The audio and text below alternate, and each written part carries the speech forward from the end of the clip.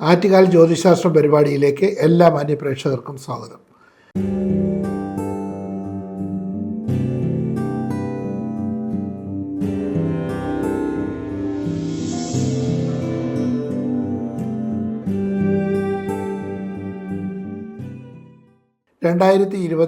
July മാസം 14 മുതൽ 20 വരെയുള്ള വാരഫലമാണ് ഇപ്പോൾ ചിന്തിക്കുന്നത്.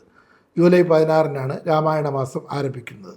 കർക്കിടക മാസം 1-ാം തീയതിയാണ് രാമായണ മാസം ആരംഭിക്കുന്നത്. എല്ലാ ഹിന്ദു ഭവനങ്ങളിലും എന്നാൽ ഹിന്ദു ക്ഷേത്രങ്ങളിലും രാമായണം പാരായണം ചെയ്യുന്നത് പതിവായിട്ട് ഉണ്ടാകാറുണ്ട്. ആ ഒരു മാസത്തേക്ക് രാമായണ മാസമായിട്ടാണ് ആചരിക്കുന്നത് എല്ലാവരും. വളരെ വിശേഷമാണ്. രാമായണ മാസം പ്രത്യേകിച്ച് ഹിന്ദുക്കളെ സംബന്ധിച്ചിടത്തോളം എടുത്തു പറയേണ്ട ഒരു മാസം തന്നെയാണ്. എല്ലാ കഷ്ടങ്ങളും ബുദ്ധിമുട്ടുകളും പ്രയാസങ്ങളും ഒഴിഞ്ഞു മാറാനും ദുരിതങ്ങളൊക്കെ മാറി നല്ല ഐശ്വര്യപൂർണ്ണമായിട്ടൊരു ചിങ്ങമാസം വരുന്നതിനും വേണ്ടി പ്രാർത്ഥിക്കുന്ന ഒരു നല്ല മാസം. ശ്രീരാമൻ്റെ അയനത്തെക്കുറിച്ച് പറയുന്നത്, ശ്രീരാമൻ്റെ യാത്രയെക്കുറിച്ച് പറയുന്നതാണ് രാമായണം. രാമായണം അറിഞ്ഞിട്ടില്ലാത്തവരും രാമായണം കേട്ടിട്ടില്ലാത്തവരും വളരെ ചുരുക്കമാണ്. അപ്പോൾ പല രാജ്യങ്ങളിൽ രാമായണം പഠിപ്പിക്കുന്നവരെ ഉണ്ട്. പ്രത്യേകിച്ച് മുസ്ലിം രാജ്യമായ ഇന്തോനേഷ്യയിൽ രാമായൺ അതായത് പ്രത്യേകിച്ച് ശ്രീരാമൻ, സീത, ലക്ഷ്മണൻ, ഹനുമാൻ, അങ്ങനെ എല്ലാവരുടെയും രൂപം തന്നെ, പ്രത്യേകിച്ച് അവരുടെ ചിത്രം തന്നെ അവരുടെ നോട്ടിൽ, പ്രത്യേകിച്ച് അവരുടെ റുപ്പിയിൽ എഴുതി വച്ചിട്ടുണ്ട്. അവരുടെ ചിത്രം ആലേഖനം ചെയ്തിട്ടുണ്ട്. അതുപോലെ ഗരുഡ എന്ന് പറയുന്ന വിമാന കമ്പനിയാണ് ഇന്തോനേഷ്യയിലെ ഏറ്റവും വലിയ വിമാന കമ്പനി. അതുപോലെ നിരവധി രാജ്യങ്ങളുണ്ട്. വലിയ ഹോട്ടലിൻ്റെ പേര് പോലും രാമായണമായിട്ട് ബന്ധപ്പെടുന്ന ഇതാണ് ഇന്തോനേഷ്യയിൽ. അങ്ങനെ ഒരു കാലത്ത് ഹിന്ദു രാഷ്ട്രമായിരുന്ന ഇന്തോനേഷ്യ പിന്നെ വീണ്ടും അത് മുസ്ലിം കൺട്രിയിലേക്ക് മാറിയെങ്കിലും ആ സംസ്കാരം അവർ വിട്ടുപോയിട്ടില്ല. ഇന്നും പല രാജ്യങ്ങളിലും രാമായണം പഠിപ്പിക്കുന്നുണ്ട്. അമേരിക്കയിലും അതുപോലുള്ള രാജ്യങ്ങളിലെല്ലാം രാമായണം പാഠ്യവിഷയമാണ്. അപ്പോൾ ഏതായാലും രാമായണത്തെക്കുറിച്ച് നമ്മളെല്ലാവരും അറിഞ്ഞിരിക്കുന്നത് വളരെ നന്നായിരിക്കും. സഹോദര സ്നേഹം, പ്രത്യേകിച്ച് ശ്രീരാമൻ്റെ സഹോദര സ്നേഹം, ഭാര്യയോടുള്ള സ്നേഹം, അതുപോലെ എല്ലാ കാര്യങ്ങളിലും ഒരുപാട് കാര്യങ്ങൾ നമുക്ക് പഠിക്കാൻ, ജീവിതത്തിൽ പകർത്താൻ, പല കാര്യങ്ങളും നമുക്ക് പഠിക്കാനുള്ള ഒരു ടെക്സ്റ്റാണ് ഈ രാമായണം എന്ന് പറയുന്നത്. വെറുതെ നമ്മൾ വായിച്ച് കളയാനുള്ളതല്ല. ഒരു സഹോദരനോട് എങ്ങനെയാണ് ഇന്നത്തെ കാലം പഴയ കാലം പോലെ അല്ല. ഒരു സഹോദരനോടുള്ള ഒരു ഭക്തി എങ്ങനെയാണ്, അല്ലെങ്കിൽ സഹോദരന്മാർക്ക് മൂത്ത ജ്യേഷ്ഠനോടുള്ള ഭക്തി, ഭാര്യയ്ക്ക് ഭർത്താവിനോടുള്ള അതുപോലെ സതീർത്ഥ്യനോടുള്ളത്, അതുപോലെ സഹോദരങ്ങളോടുള്ളത്, ഇങ്ങനെ പല വിധത്തിലും നോക്കിക്കഴിഞ്ഞാൽ എല്ലാ രീതിയിലും ഒരു മെച്ചമായിട്ടുള്ള ഒരു കാവ്യഗ്രന്ഥമാണ് രാമായണം എന്ന് പറയുന്നത്. അതുകൊണ്ട് ഈ മാസം രാമായണ മാസം ആരംഭിക്കുമ്പോൾ കൊച്ചുകുട്ടികൾ പോലും, കാരണം എഴുത്തും വായനയും അറിയാവുന്ന എല്ലാവരും രാമായണം വായിക്കുന്നത് വളരെ നല്ലതാണ്. അത് പ്രത്യേകിച്ച് പഠിക്കുന്ന കുട്ടികൾക്ക് പോലും ഒരു 10 മിനിറ്റെങ്കിലും ഒരു ദിവസം അതിനു വേണ്ടി ചിലവഴിക്കുന്നത് വളരെ നന്നായിരിക്കും. അങ്ങനെ ഒരു ദിനചര്യ പോലെ ചിന്തിക്കുന്നത് വളരെ നല്ലതാണ്. പിന്നെ രാമായണ മാസം മാത്രമല്ല, എല്ലാ സമയത്തും അത് ചെയ്യുന്നത് വളരെ നന്നായിരിക്കും. ഏതായാലും ഈ രാമായണ മാസം വളരെ നല്ലതാണ്.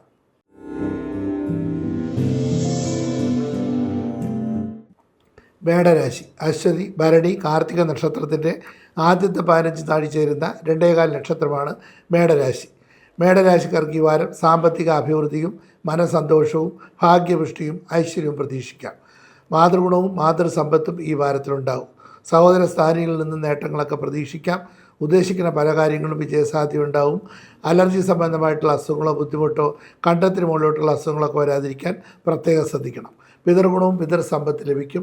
കർമ്മ സംബന്ധമായിട്ട് നേട്ടങ്ങളുണ്ടാവും.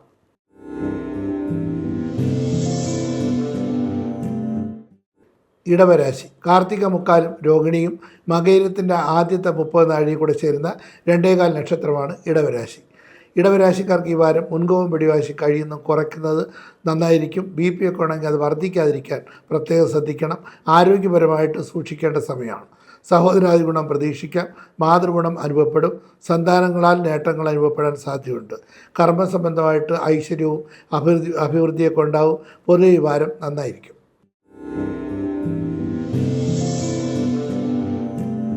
മിഥുനരാശി, മകയിരത്തിൻ്റെ അവസാനത്തെ 30 നാഴികയും തിരുവാതിരയും പുണർത്തിൻ്റെ മുക്കാലും കൂടെ ചേരുന്ന 2.25 നക്ഷത്രമാണ് മിഥുനരാശി. മിഥുനരാശിക്കാർക്ക് ഈ വാരം ചെറിയ പ്രയാസങ്ങളോ വിഷമങ്ങളോ അസ്വസ്ഥതകളൊക്കെ അനുഭവപ്പെടാൻ സാധ്യതയുണ്ട്. ഗൃഹവാഹനായി സൗഖ്യം പ്രതീക്ഷിക്കാം. സന്താന ഗുണം ഈ വാരത്തിലുണ്ടാവും. ഉന്നത വിദ്യയ്ക്ക് ആഗ്രഹിക്കുന്നവർക്ക് ആഗ്രഹ സാഫല്യം ഉണ്ടാവും. മനസ്സമാധാനവും സന്തോഷവും നിറഞ്ഞൊരു വാരമാണ്. കർമ്മസംബന്ധമായിട്ട് നേട്ടങ്ങളുണ്ടാവും. പൊതുവെ ഈ വാരം നന്നായിരിക്കും.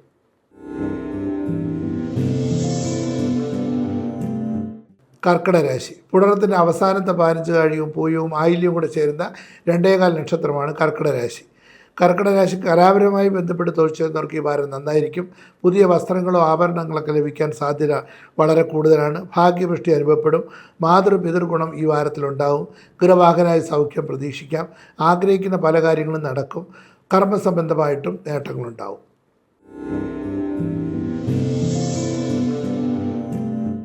ചിങ്ങരാശി. മകം പൂരം ഉത്തരം നക്ഷത്രത്തിൻ്റെ ആദ്യത്തെ 15 ആഴ്ചയിരുന്ന 2.25 നക്ഷത്രമാണ് ചിങ്ങരാശി. ചിങ്ങരാശിക്കാർക്ക് ഈ വാരം തൊഴിൽപരമായിട്ട് ചെറിയ പ്രയാസങ്ങളോ വിഷമങ്ങളൊക്കെ അനുഭവപ്പെടാൻ സാധ്യതയുണ്ട്. മുൻകോപം പിടിവാശം കഴിയുന്ന കുറയ്ക്കണം. ആരോഗ്യപരമായിട്ട് നന്നായിരിക്കും.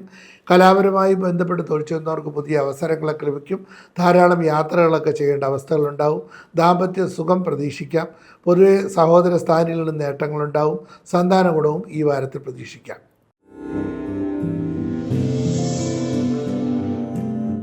കന്നിരാശി. ഉത്തരത്തിൻ്റെ മുക്കാലും അത്തവും ചിത്തിരയുടെ ആദ്യത്തെ 30 നാഴിയും കൂടെ ചേരുന്ന 2.25 നക്ഷത്രമാണ് കന്നിരാശി. കന്നിരാശിക്കാർക്ക് ഈ വാരം ദാമ്പത്യ സുഖക്കുറവും ബന്ധുജന വിരോധവും വിരഹ ദുഃഖവും അനുഭവപ്പെടാൻ സാധ്യതയുണ്ട്. പിതൃഗുണവും പിതൃസമ്പത്ത് ലഭിക്കും. ഭാഗ്യപുഷ്ടി അനുഭവപ്പെടും. കർമ്മസംബന്ധമായിട്ട് നേട്ടങ്ങളുണ്ടാവും. ഉദ്ദേശിക്കുന്ന പല കാര്യങ്ങളും വിജയസാധ്യത ഉണ്ടാവും. ഗൃഹവാഹനാദി ഗുണം പ്രതീക്ഷിക്കാം. സ്വന്തമായിട്ട് വീട് വയ്ക്കുന്നതിനോ വാഹനം വാങ്ങിക്കുന്നതിനോ അനുകൂലമായിട്ടുള്ള സമയമാണ്. ദോഷപരിഹാരമായിട്ട് സർപ്പപ്രീതി വരുത്തുക. ബുദ്ധിമുട്ടും പ്രയാസങ്ങളൊക്കെ മാറി ഐശ്വര്യം ഉണ്ടാവും.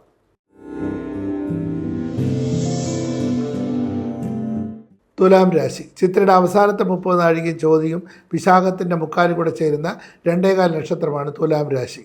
തുലാം രാശിക്കാർക്ക് പൊതുവെ ഈ വാരം കർമ്മസംബന്ധമായിട്ട് നേട്ടങ്ങളുണ്ടാവും. ഭാഗ്യപുഷ്ടി അനുഭവപ്പെടും.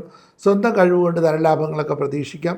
ലോഹങ്ങളുമായിട്ട് ബന്ധപ്പെട്ട് തൊഴിൽ ചെയ്യുന്നവർക്കെല്ലാം ഈ വാരം വളരെ നല്ലതാണ്. ഗൃഹവാഹനാദി ഗുണം പ്രതീക്ഷിക്കാം. സന്താന ഗുണം ഉണ്ടാവും. ദാമ്പത്യ സുഖവും ഈ വാരത്തിൽ പ്രതീക്ഷിക്കാം. ആരോഗ്യപരമായിട്ട് ചെറിയ ചെറിയ ബുദ്ധിമുട്ടോ പ്രയാസങ്ങളോ അസ്വസ്ഥതകളൊക്കെ ഉണ്ടാകാനും സാധ്യതയുണ്ട്. ദോഷപരിഹാരമായിട്ട് ഭഗവതി ക്ഷേത്രത്തിൽ പോകുന്നതും ചൊവ്വാഴ്ച ദിവസം കിടാവിളക്കിൽ നല്ലെണ്ണ ഒഴിച്ച് പ്രാർത്ഥിക്കുന്നത് വളരെ നന്നായിരിക്കും. ബുദ്ധിമുട്ടും പ്രയാസങ്ങളൊക്കെ മാറി ദോഷങ്ങളൊക്കെ മാറി ഐശ്വര്യം ഉണ്ടാവും.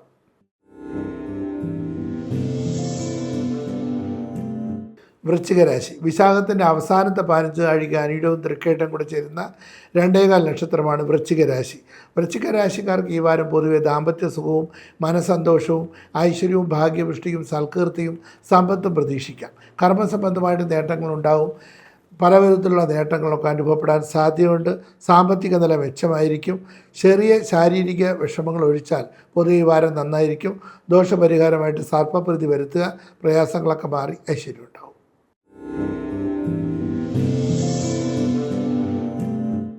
ധനുരാശി. മൂലം പൂരാടം ഉത്രാടത്തിൻ്റെ ആദ്യത്തെ 15 ആഴ്ച ചേരുന്ന 2.25 നക്ഷത്രമാണ് ധനുരാശി. ധനുരാശിക്കാർക്ക് ഈ വാരം ദാമ്പത്യ സുഖക്കുറവും പ്രയാസങ്ങളും വിരഹദുഃഖവും അനുഭവപ്പെടാൻ സാധ്യതയുണ്ട്. മാതൃഗുണവും മാതൃസമ്പത്ത് ലഭിക്കും. ഭാഗ്യപുഷ്ടി അനുഭവപ്പെടും. പിതൃഗുണവും പിതൃസമ്പത്ത് ലഭിക്കാൻ സാധ്യതയുണ്ട്. കർമ്മസംബന്ധമായിട്ട് നേട്ടങ്ങളുണ്ടാവും. സാമ്പത്തിക നില മെച്ചമായിരിക്കും. ഭാഗ്യപുഷ്ടി അനുഭവപ്പെടും. സ്വന്തം കഴിവുകൊണ്ട് ധനലാഭങ്ങളൊക്കെ ഉണ്ടാകാൻ സാധ്യത വളരെ കൂടുതലാണ്. വീട് വയ്ക്കുന്നതിനോ സ്ഥലം വാങ്ങിക്കുന്നതിനൊക്കെ വളരെ നന്നായിരിക്കും. ദോഷപരിഹാരമായിട്ട് സൂര്യപ്രീതി വരുത്തുക. പ്രത്യേകിച്ച് ആദിത്യ ഹൃദയമന്ത്രം ജപിക്കുക. ആദിത്യ നമസ്കാരം എടുക്കുക. ആദിത്യ മറ്റെന്തെങ്കിലും ജപിക്കുന്നതൊക്കെ വളരെ നന്നായിരിക്കും. അതുപോലെ ശിവക്ഷേത്ര ദർശനവും വളരെ നന്നായിരിക്കും. ബുദ്ധിമുട്ടും പ്രയാസങ്ങളൊക്കെ മാറി ഐശ്വര്യം ഉണ്ടാവും. ദോഷപരിഹാരമായിട്ട് മഹാസുദർശന യന്ത്രം ധരിക്കുന്നത് നല്ലതാണ്.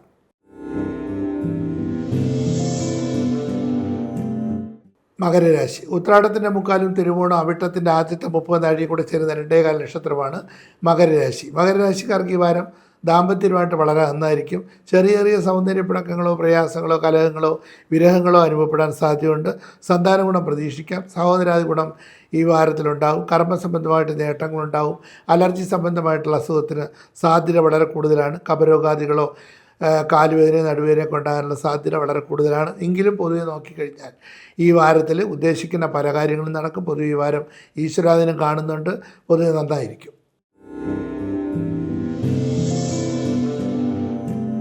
കുംഭരാശി അവിട്ടത്തിൻ്റെ അവസാനത്തെ 30 നാഴികയും ചതയവും പോരിട്ടായുടെ മുക്കാലും കൂടെ ചേരുന്ന 2.25 നക്ഷത്രമാണ് കുംഭരാശി. കുംഭരാശിക്കാർക്ക് ഈ വാരം ദാമ്പത്യ സുഖവും മനസ്സന്തോഷവും ഭാഗ്യപുഷ്ടിയും ഐശ്വര്യവും സൽകീർത്തിയും സമ്പത്തും പ്രതീക്ഷിക്കാം. ഉന്നത വിദ്യയ്ക്ക് ആഗ്രഹിക്കുന്നവർക്ക് ആഗ്രഹ സാഫല്യം ഉണ്ടാവും. സന്താനങ്ങളെ വിട്ടു നിൽക്കേണ്ട അവസ്ഥകൾ സന്താനങ്ങളാൽ സുഖക്കുറവ് അനുഭവപ്പെടാൻ സാധ്യതയുണ്ട്. സഹോദരാദി ഗുണം പ്രതീക്ഷിക്കാം. മാതൃഗുണം ഈ വാരത്തിലുണ്ടാവും. ശാരീരികമായിട്ടും മാനസികമായിട്ടും ഇടയ്ക്കിടയ്ക്ക് ചെറിയ ചെറിയ പ്രയാസങ്ങളോ വിഷമങ്ങളൊക്കെ അനുഭവപ്പെടാൻ സാധ്യത വളരെ കൂടുതലാണ്. കാലുവേദനയും നടുവേദനയും വാദസംബന്ധമായിട്ടുള്ള അസുഖങ്ങളും വീഴ്ചകളൊക്കെ വരാതിരിക്കാൻ പ്രത്യേകം ശ്രദ്ധിക്കുക.